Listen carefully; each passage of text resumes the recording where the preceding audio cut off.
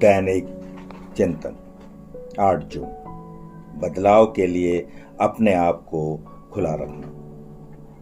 आत्म परीक्षण के द्वारा अपने स्वभाव के अंधकारमय और नकारात्मक हिस्से पर प्रभाव डालने के लिए हम नई दृष्टि, नया क्रम और कृपा लाते हैं।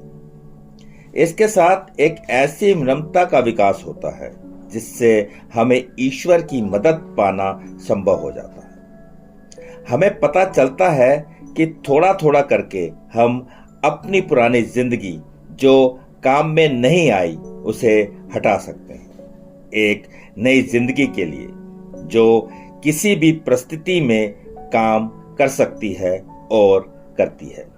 एज बिल सेज इट, पृष्ठ 10 और 8। मुझे एक दैनिक राहत दी गई जो मेरे आध्यात्मिक परिस्थिति पर निर्भर करती है। अगर मैं पूर्णता की बजाय प्रगति चाहता हूं, बदलाव की तैयारी के लिए मैं इच्छुकता का अभ्यास करता हूं और बदलाव की संभावनाओं के लिए अपने आप को खुला रखता हूं। अगर मुझे यह एहसास होता है कि मुझ में ऐसे दोष हैं जो एए में और दूसरे लोगों के लिए मेरी उपयोगिता में बाधा बनते हैं, तब ध्यान करके और निर्देश पाकर मैं तैयार हो जाता हूं।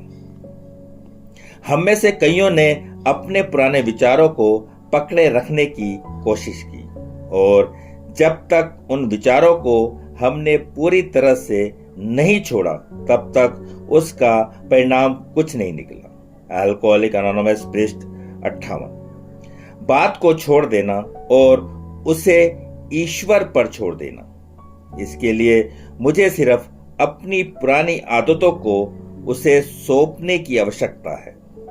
अब मैं ना तो संघर्ष करता हूं और ना ही नियंत्रण करने की कोशिश करता हूं, बल्कि केवल यह विश्वास करता हूं कि ईश्वर की सहायता से मैं बदल गया हूं और इस विश्वास का समर्थन मुझे तैयार करता है।